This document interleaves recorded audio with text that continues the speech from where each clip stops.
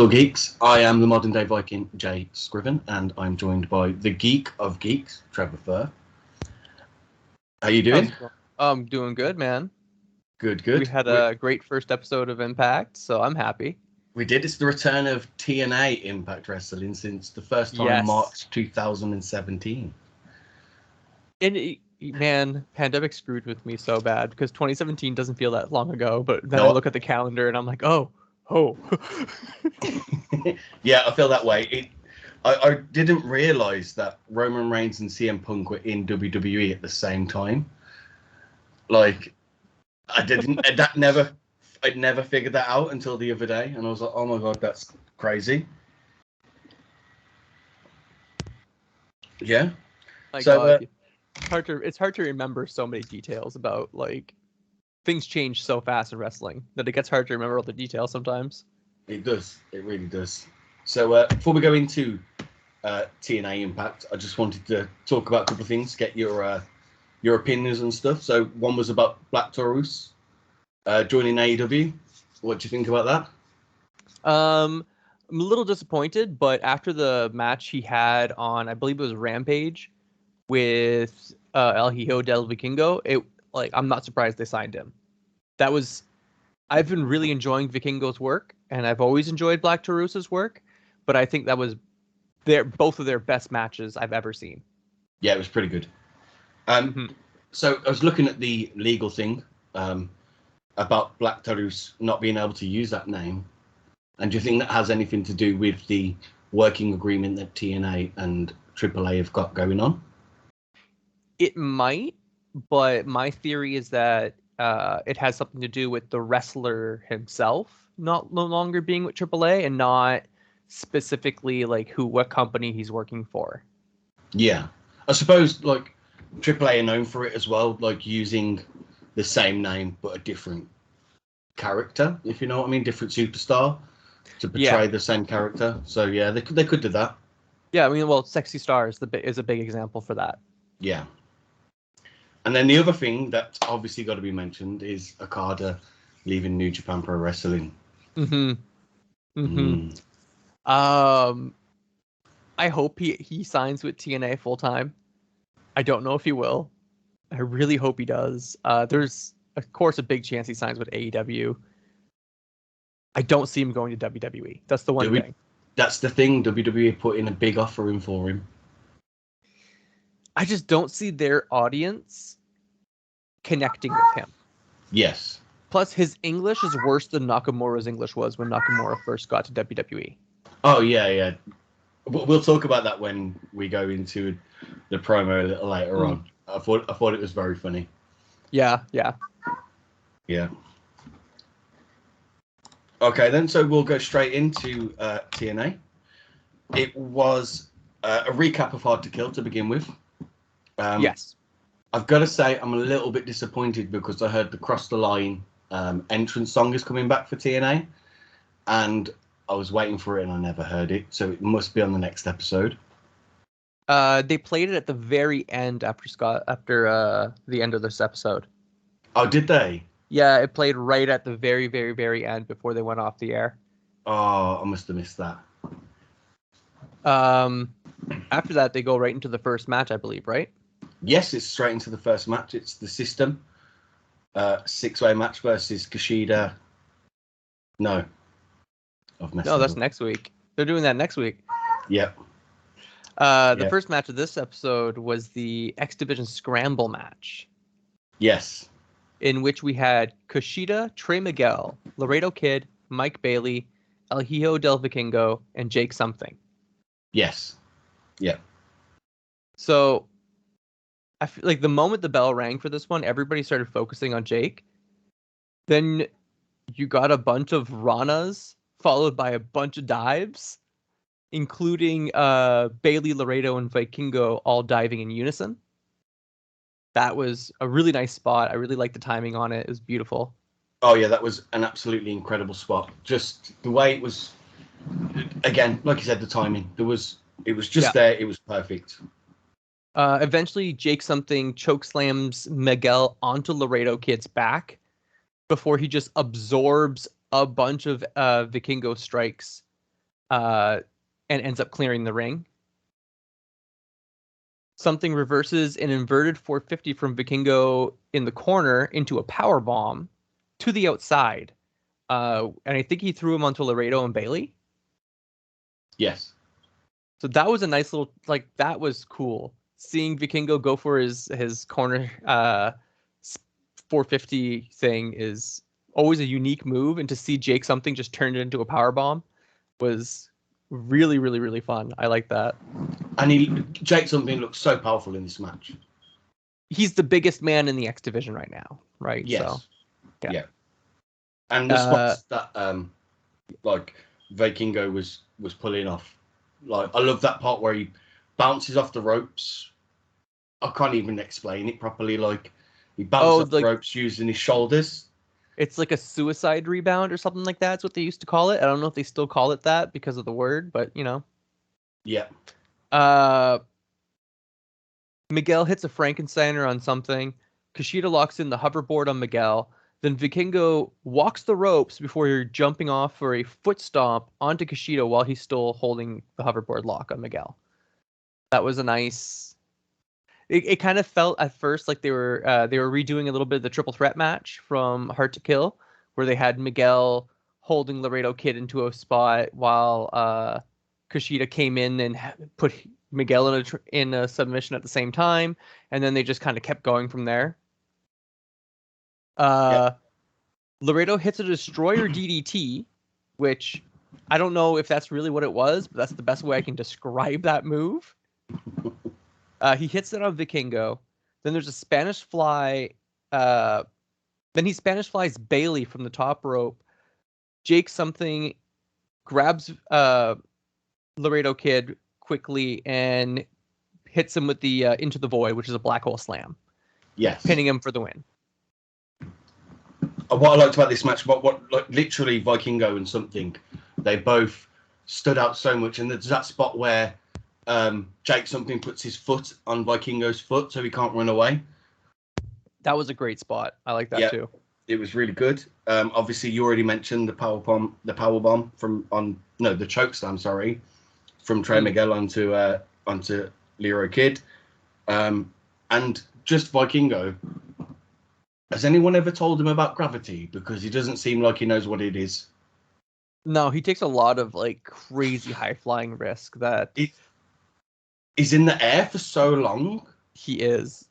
It's insane. No, but overall, I think it again opens the show straight into the X division. This is what we are.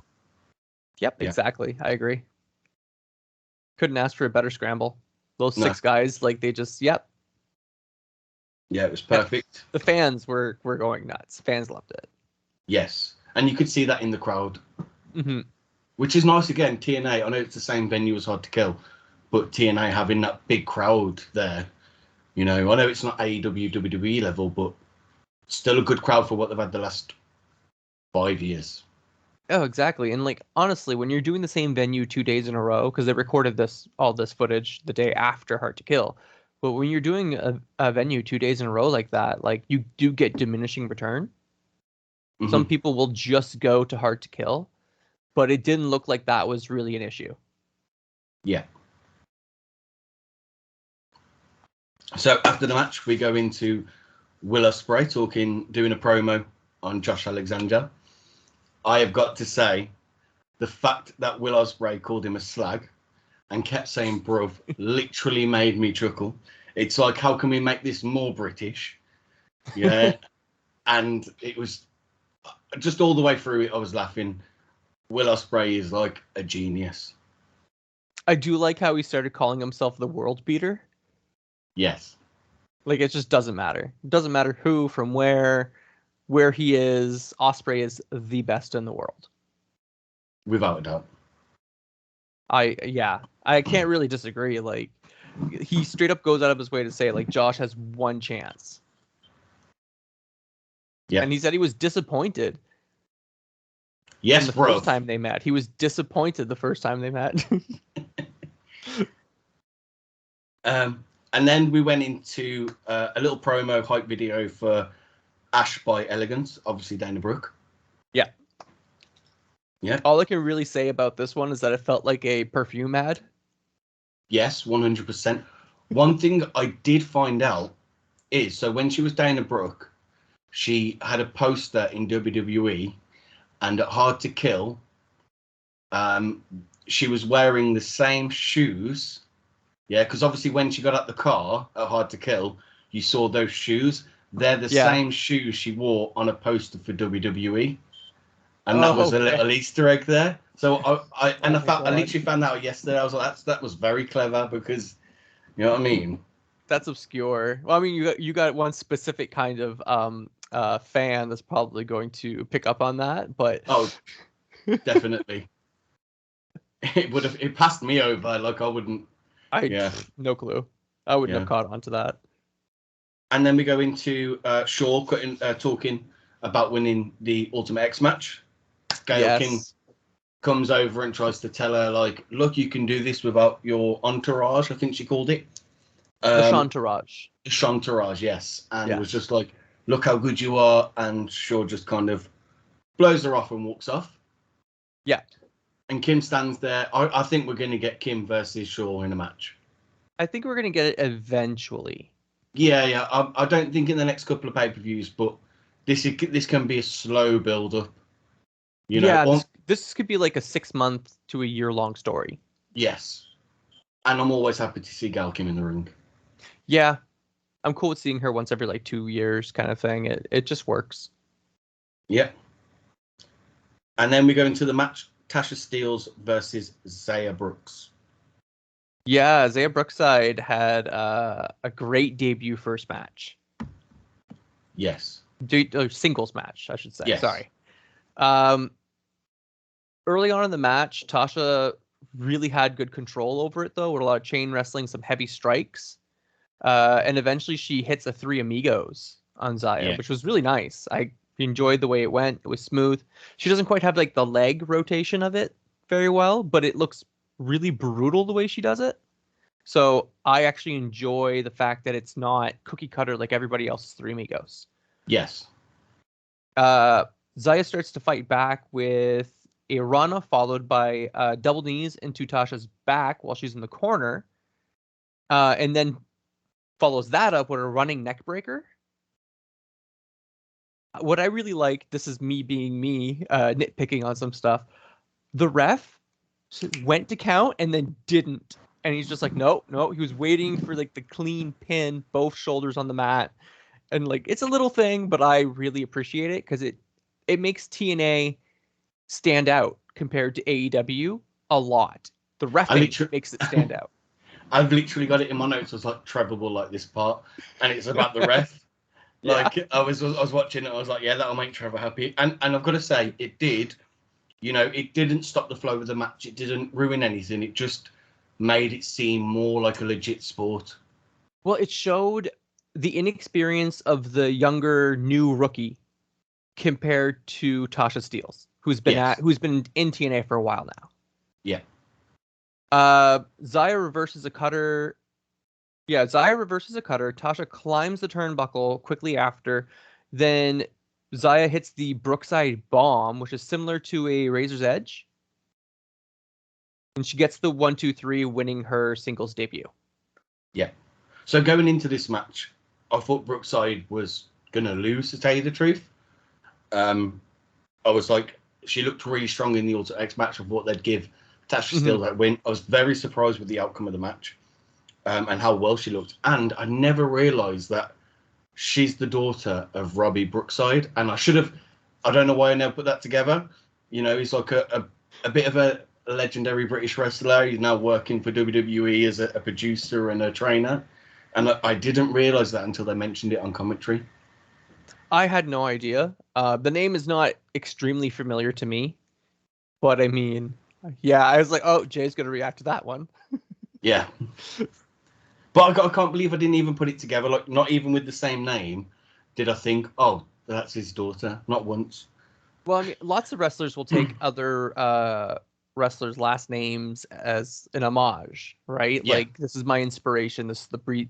This person is the reason why I'm doing this kind of thing. Yeah.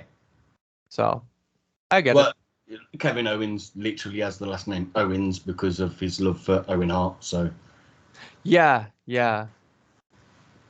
I mean, not just that, he named his son Owen as well. Yeah, it's pretty impressive.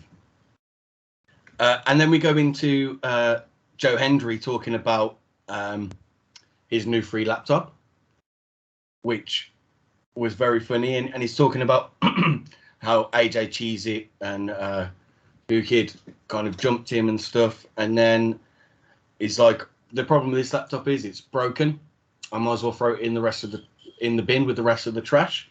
And then it goes to the bin or the trash can, and Woo Kid's in the bin, and he puts the laptop on him, and that ends there.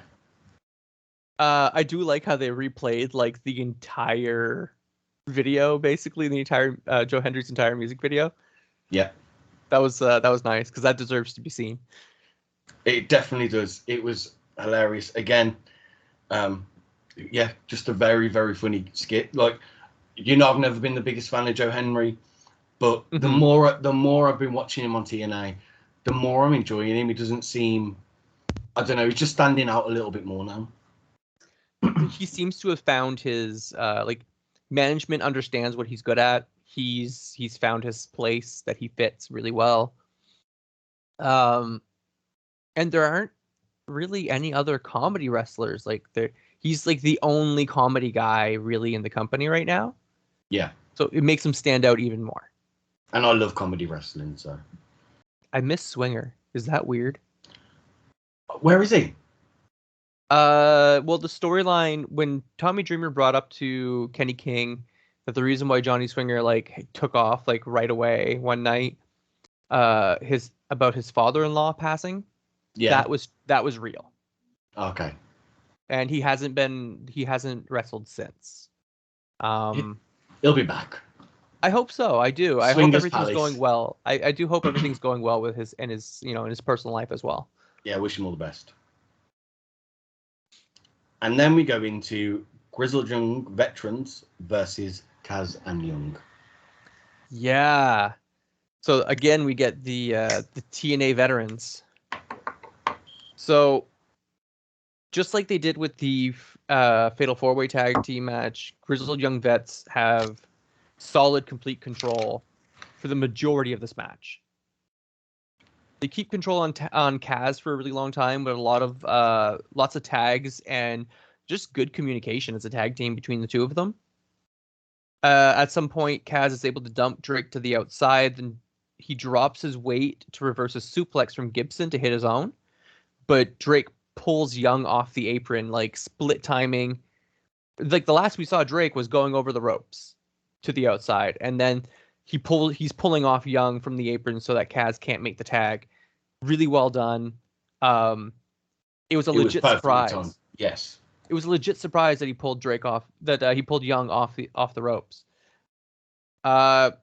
Gibson holds Kaz up while on the outside of the ring so that Drake can leap over and they hit some kind of backbreaker leg drop kind of thing. It was a little hard to see what that move was because of how close they were to the camera. Yeah. While in the corner, Kaz is eventually able to time a roll in between strikes so that he can get to a tag. Young comes in, definitely a hot tag moment. He's fighting off both members of GYV for a little bit before they set up an assisted. It was assisted sliced bread. Yes. Kaz comes in and is able to break up the sliced bread before it connects completely, but he ends up hitting Young in the face at the same time. This lets GYV take advantage. They come in, they hit the grit your teeth, which is a double code breaker. They get the win off of that. Here's what I don't get. After the match, Kaz lariats Young, beats on him for a little while, and then hits the fade to black. And I'm like, but you're the one who screwed up. That's literally why did Kaz... if anyone should have turned heel there, it should have been Eric Young. Yeah, I mean, like, I think they're keeping Young as a face because he's literally being propped up as like he is the old guard right now. Yeah. And I think that's why they're keeping him face. But at the same time, it just felt weird that Kaz was the one who turned. It didn't make much sense to me. No, I agree. I kind of see maybe Young getting a stable around him, and Kaz getting a stable around them. That'd be Um, interesting. yeah. It'd be nice if Christopher Daniels could come back and maybe have a tag team match. Ooh. Yeah. Well, a couple names I saw floating around on online for people who should come back is I did see Matt Sydal. Yeah. So bringing in Matt Sydal and Christopher Daniels at the same time would be interesting. Yeah. Bring them back as a tag team. Because Kaz is having a good solo run. Like he's having a good singles career here. And bringing back Christopher Daniels, putting him back with Daniels to recreate the addiction, I'm not sure if that would be the optimal move. No, you are probably right there, but I think that's just my nostalgia for TNA. No, fair. I mean, like Yeah. honestly, even like I'm a huge old school Ring of Honor fan. I like the like pre AEW Ring of Honor, and Yes. they were a huge part of that as SCU and the Addiction. So They were called Bad Influence in TNA, weren't they? I think they were, yeah. Yeah, yeah. So the match was good, but the post match beatdown just I don't know. I didn't care. Didn't care for it. I love Eric Young as a heel. I think that's my Same. problem. I love Eric Young as a heel, and I think he plays it perfectly.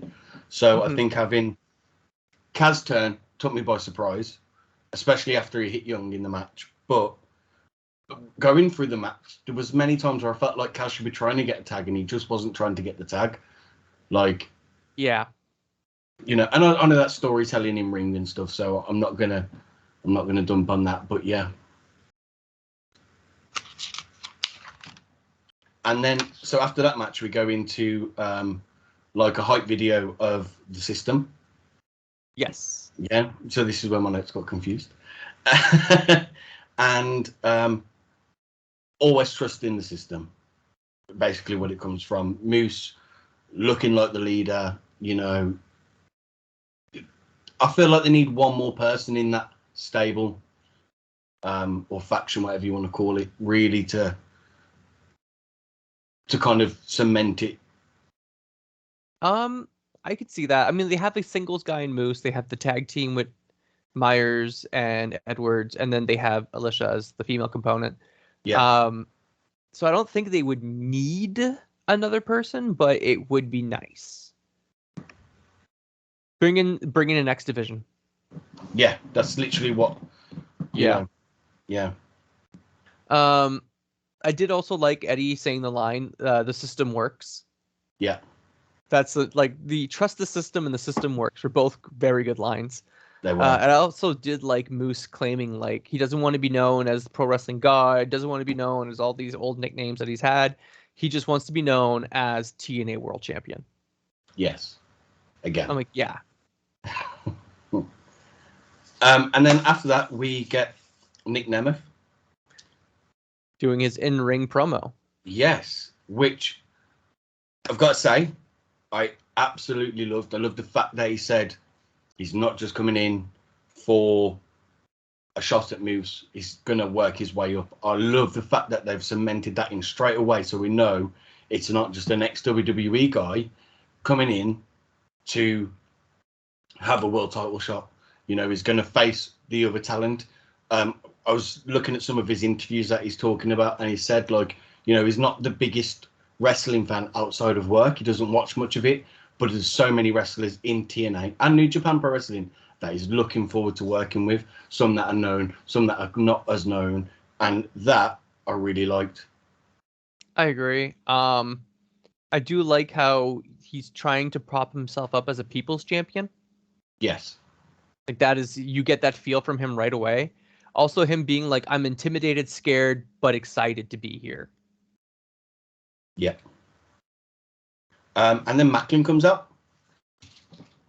One thing that took me, Macklin's been in Impact / TNA for 3 years. We're talking about time passing. It's been 3 years he's been in it.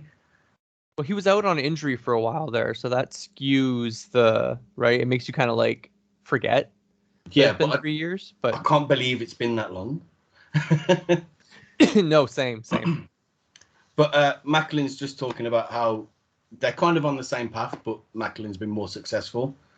And there's no point in Nick Nemeth coming to TNA because, it's just the next WWE guy. Is basically what I got from the promo.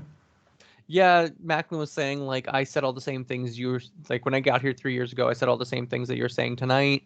But I delivered. The thing is, nobody's going to remember who Nick Nemeth is, though. You'll always just be Dolph Ziggler. Yeah, you'll always just ask what happened to Dolph Ziggler. Yeah, and that's oof. Yeah, it's a good line. It's a very good line. That was good, yeah. Yeah. They have a little like couple taps here against each other, and then Nemeth hits the used to be the zigzag, now it's called the danger zone. Yeah. Which with his gimmick of everything being 80s, like, that just makes sense. Yeah, it was good. It really does set up a good feud there for him to kind of sink his teeth into within TNA. And I do like how, like, just looking at the matches he's announced to be in for TNA, like, he's not going up against Macklin right away. Yes. Yeah, I've noticed that, and I think again, that's him talking about wanting to face these younger wrestlers. I believe the ones that I've seen is Zachary Wentz and Trey Miguel are the two people he's facing so far. Yeah, I believe so. They're just what I've seen on Facebook anyway. But yeah, again, they're going to be good matches. I'm looking forward to seeing them. Yeah, same. And then after this bit, we go into a backstage segment with Jordan Grace, and Trinity revokes rematch clause. Yeah, you know how I feel about rematch clause. I don't like them overall. I do like how it's not happening like right away, like, or no, it is next week. Sorry, but I do like how Trinity's not leaving right away. Yes. Yes. Like, she's got other matches announced at least, so that's not bad. Yeah, I still think she'll be in the end in the Royal Rumble on Saturday. Same. Yeah. Yeah, absolutely. Yeah, but let her have a farewell. Let her say goodbye to the fans and to everyone else. She's done wonders for the Knockouts division while she's been there. The only person to beat her in a singles match is Jordan Grace. Yeah, which is that says something, that TNA does respect her quite a bit. Yeah, they've made her look strong the whole time there. So, yeah, and then we went into. Well, there's something random that happened first. They revealed, they just like showed a banner with all the champions on it, but instead of Crazy Steve with the digital media title on the banner, we have Nick Nemeth. Really? You have all the champs. All the other people are all the belt holders. You have Decay, ABC, Moose, and Sabin, as well as Jordan Grace. And it's like, instead of having Crazy Steve, they have Nick Nemeth. I suppose that's just to promote him, isn't it? I get it, but I feel like it's such an insult to Steve. Yeah. But after very much is. It's not like he can see he's blind. Somebody's gonna tell him.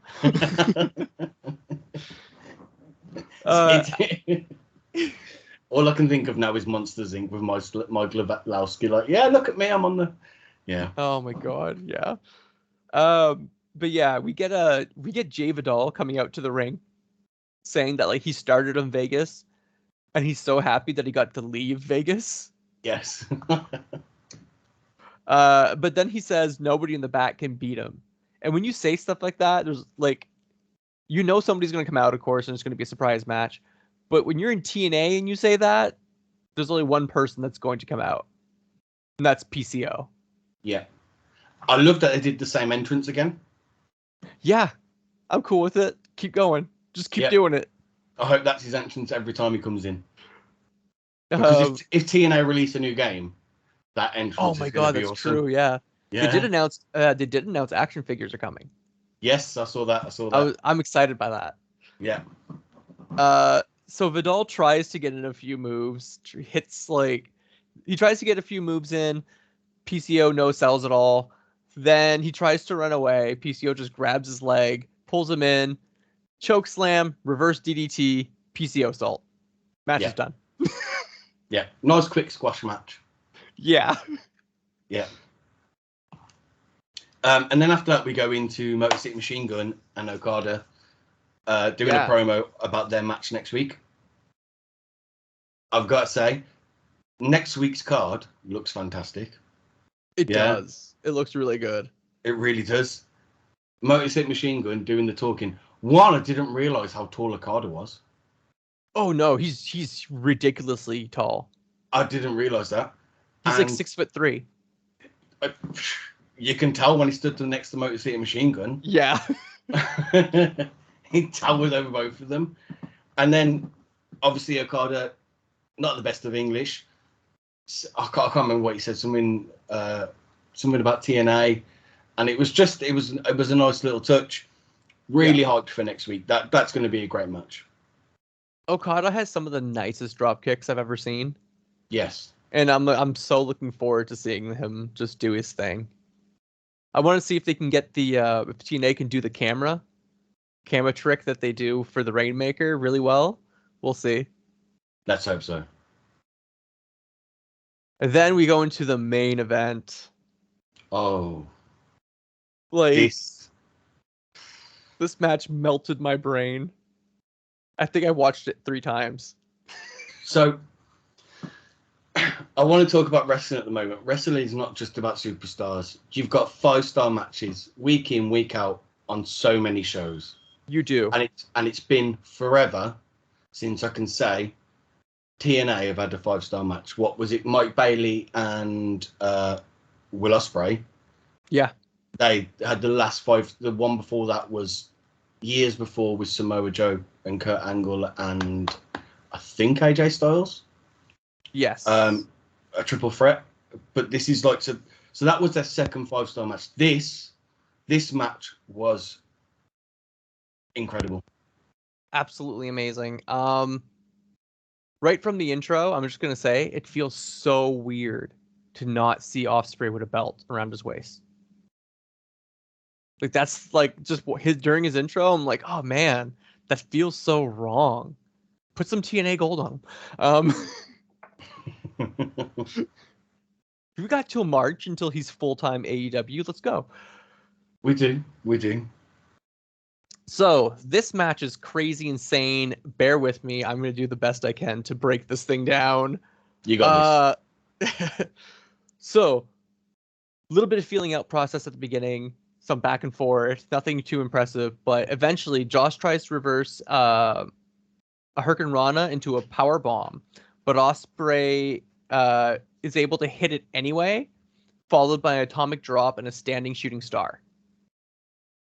Then Ospreay goes for a springboard forearm, but Josh is able to knock him off the ropes, hits his crossbody dive to the outside, knocking Ospreay off of the apron. Normally hits people in the back. This time, because of Ospreay's positioning, he hit him in the stomach. After a little bit of strikes on the outside, they get back in.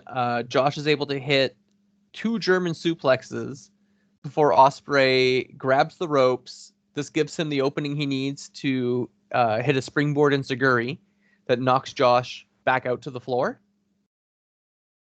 Ospreay runs to the apron, goes for a PK, and Josh just absorbs the kick solely so he can hold on to Ospreay's leg. From there, ankle lock, pulling Ospreay off of the apron onto the floor. Ospreay starts scrounging around, crawling to get out of it, goes under the ring and ends up pulling out a table a little bit. Soon after this, he's able to reverse the ankle lock, throwing Josh into the steps, and then he hits the tightest tornado DDT I've ever seen off of those steps. That was they did the replay from a different angle. And I swear to God, he almost kicked a fan in the face. Like, it was so insane. Like, that little bit of space that they had between the ring and the barricade made that move terrifying. And it was tight. It was so tight. Like, that spin, that rotation was incredible. After this, Ospreay sets up the table. He tries for a storm driver, but Josh is able to fight out of it. After this, Josh is back in the ring. Ospreay hits the springboard forearm. He goes for the springboard forearm again, and this time he hits it. I do like how Hannafin it goes for the phenomenal forearm. Yeah. Very nice, very nice. They reverse each other's suplexes a few times before Josh is able to hit a fisherman variation on him. Josh catches Ospreay after another hang spring for a German suplex followed by a backbreaker powerbomb. That was so beautiful. The crowd's reaction to that move was probably the same as mine. I was cringing. That was absolutely insane. Yes. No, it was literally fantastic.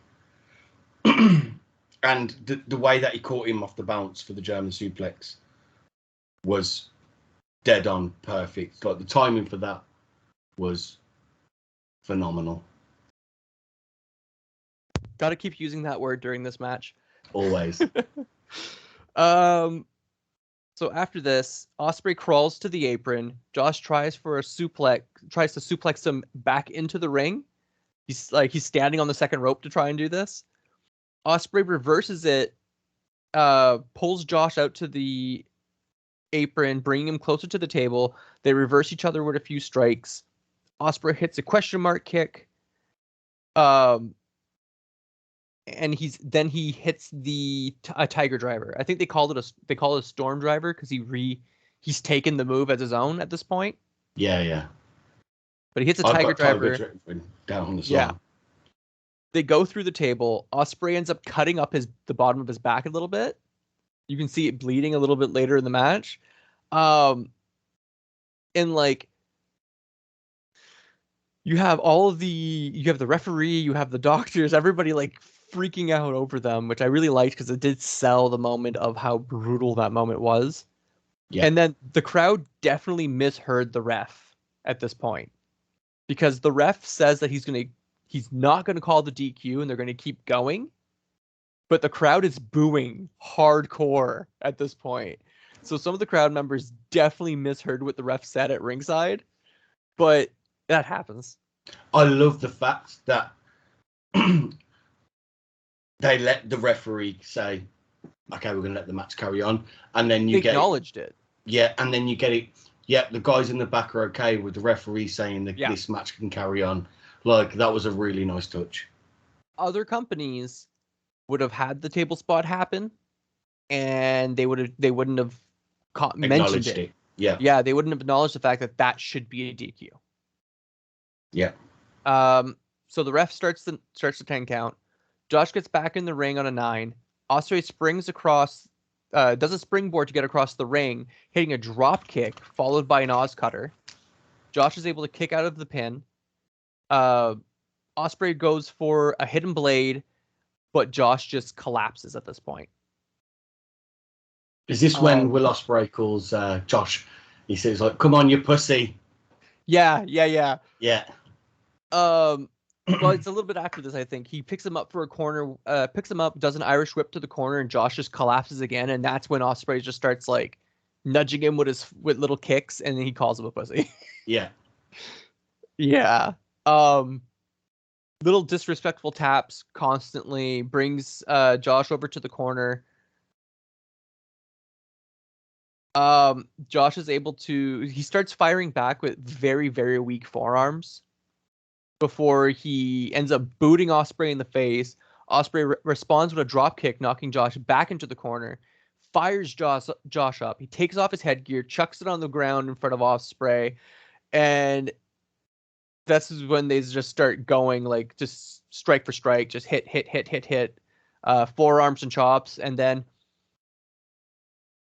Josh hits the ropes for a move, and Ospreay turns it into a Spanish fly. Yeah. That I love the emotion that was in that whole section. I felt that came across the whole match. After about 5 minutes of the match, it just came across. You could see the passion for both wrestlers there. Yes. So after this, Josh reverses a Stormbreaker into a goes for what looks like a power slam, but Ospreay reverses that into a stun dog. He then goes for an Oz cutter, but Josh hits him out of the air with the forearm strike, and that connection it echoed, it reverberated. Yeah. Josh misses with a boot, getting caught up on the top rope. Ospreay hits another question mark kick, knocking Josh out onto the ramp. Ospreay goes for a springboard move. Josh catches him. Ospreay reverses it with another question mark kick. Then Ospreay backs up all the way to the entrance ramp, gaining momentum for another hidden blade. And he goes to hit it, and Josh just ducks at the perfect timing, and Ospreay slides almost straight into the ring. The timing was so good. Yeah. So good. I loved it. After this, Ospreay goes for an Oz cutter. Josh is able to overpower it right before it connects, picks up Ospreay and turns it into a pile driver right onto the ramp. Yeah. Josh doesn't want a count out win, so he picks up Ospreay, throwing him back in the ring. Then he sets up Ospreay on his shoulders in a fireman's carry and hits a rolling senton from the second rope. Ospreay is able to kick out of the pin, and Josh holds on for an ankle lock at that point. And the crowd was eating it up. Yeah. Everybody was screaming for him to tap. Ospreay reverses the ankle lock, hitting Josh into the turnbuckle so hard that it knocked out his mouth guard. Yes, that not only has he lost his headpiece, he's lost his mouth guard, which was just something you don't see. Look, I was shocked when he took his head guard off, but then you see his mouthpiece come out. It just looked so. I was absorbed in this match from literally start to finish. I was just hooked. It was perfect. Absolutely. Now we're going into the final stretch of the match. Ospreay hits a capture super kick, followed which he calls the Cheeky Nando's, followed Cheeky by Nando's. an avalanche Poison Rana. I did not know Cheeky Nando's was a restaurant. So it's just called Nando's, but so like okay, over in the UK, it's like, should we go for a Cheeky Nando's? Like, you know what I mean? Like that's what it is. So yes, after the Nando's, he hits an avalanche Poison Rana, and a hidden blade. Somehow Josh is able to kick out of the pin. Josh then reverses a Stormbreaker, but it takes another hidden blade right afterwards. And then Ospreay's able to land the Storm Driver. Josh kicks out again. Ospreay goes for a third hidden blade, but Josh counters. They have a few little strikes. Josh hits a lariat on Ospreay. Hits a lariat on Ospreay. Ospreay gets back up, tries for a Styles Clash. Josh reverses that into an ankle lock. Hits his own Styles Clash. Ospreay kicks out of the pin. I was surprised. And then, I honestly thought they were going to end the match with a Styles Clash. So did I. But then immediately after the kick out, Josh hits the C4 spike pile driver. 1, 2, 3. Match is over. Yes. And I hope I did that justice. That was insane. That was well done. That was perfect. I That don't think anyone talking about this match can do it justice. You've just got to go and watch it. You do. Like I tried, but that's no. Yeah, just watch it, guys. You've done an amazing job, but just watch the match. Like if you're gonna go watch any TNA match, this is the one you need to watch. It was a 30-minute match. Oh yes, and every second of this match was perfect. This is what AEW should have given TNA when Kenny Omega was the champion. I agree. Like, I think it's mad that Will Ospreay, obviously being from the UK, TNA was so much bigger than WWE at one point because it was on free TV. We could watch all the pay-per-views and every show, Explosion and Impact, without fail, every week. It even got to the point where it was live at the same time as it was on in America. And Ospreay was a TNA kid. That's why he wanted to come to TNA and do a match in TNA. And for that, I've just got to say thank you to him, because he made Josh look even better than he is. And I don't know if it's just their chemistry. I don't know what it is, but they really, really did one of the best matches I've seen in a long time. Well, what happens when two top-level guys like that face each other? They elevate each other. Yes. Because, like, even Ospreay, I've seen so many Will Ospreay matches. I love the guy. I've seen so many of his matches, and this is really high up there on my ranking of Ospreay matches. It has something to do with the fact that he does just keep getting better. Yeah. Absolutely. But him and Josh pulled something out of each other. Because I will say my favorite match of last year, my favorite match of 2023 was Josh versus Ospreay. Yeah. Mine was Bailey. Mike. Fair. That was another great match, though. And like, here's the best part: for Josh winning, we're 1-1. Yeah. It's gonna happen again. At the G1. Eventually. At is it the G1 in New Japan? Oh, that'd be cool. But I don't know if Ospreay is gonna keep. I don't know if he's gonna be in the G1 next year. They might let him. They might. It's up to Tony Khan. That's the thing. Yeah. And that scares me. Yeah. I am so gutted he signed with AEW. Like, I'm really glad AEW brings the ranking system back. But to just have a collection of wrestlers that don't get time, I'm really worried for what someone as incredible as Will Ospreay is going to become there. Yeah. I don't know what's going to happen, because I'm like, he's the kind of guy that you have to put a title on at some point. Like, you have no choice. Yeah, he should be the world champion in AEW. Imagine MJF versus Will Ospreay when MJF comes back. Man, I don't know when MJF is coming back. That injury is he's going to be out for possibly the whole year. Yeah, no, I've heard that, but you know, when he comes back, it'd be great. I'm not going to talk about AEW because it riles me up. Hey, at least Samoa Joe's the world champion. Yes. Yeah. So after the match is done, we do get, of course, president of TNA Wrestling, Scott D'Amore, coming out to give an extremely emotional speech. Yeah, you could see it in his eyes and the way he was talking. And I know he's just done like 2 full days, but the passion when he's talking to the fans, saying, this is TNA is not dead. Yeah, this is your company. This is TNA because of you. Yeah, because of these wrestlers. And just his passion in that whole promo. Just, I'm not even going to call it a promo. Just it's like he came out to just say what he felt, and that reflected. I got goosebumps when I was watching that, when he was doing that. Him talking about sitting on his grandfather's deathbed with him watching wrestling, and that's like what made him want to be a wrestler. Like that. Oof, that hit. Yeah, it was beautiful. So overall, for the first episode of TNA Impact Wrestling, I'd say that this was a slam dunk. Oh yeah, and what we've got left to come, what they showed us for next week, I believe it's going to be just as good as this episode, and they are absolutely smashing it already. Yeah, absolutely. I can't wait for next week. We have Motor City Machine Guns and Okada versus the System. We have Nick Nemeth making his debut match against Zachary Wentz. Trinity versus Grace 2 is going to be meh. That's the only one I'm like on. But Yeah, it's a rematch, so of course I'm like that.